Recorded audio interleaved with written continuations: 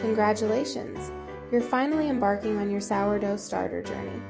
My name is Mia and I'm here to cheer you on. But first, I want you to know that every starter is unique.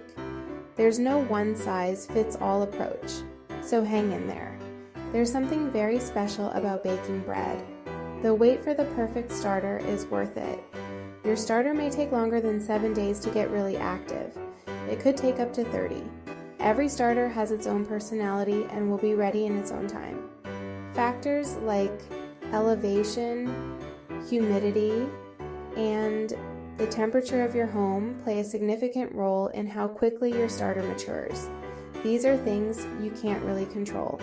Guide your starter while it's finding its path to maturity, and remember to enjoy the process of nurturing your starter and gaining valuable experience along the way.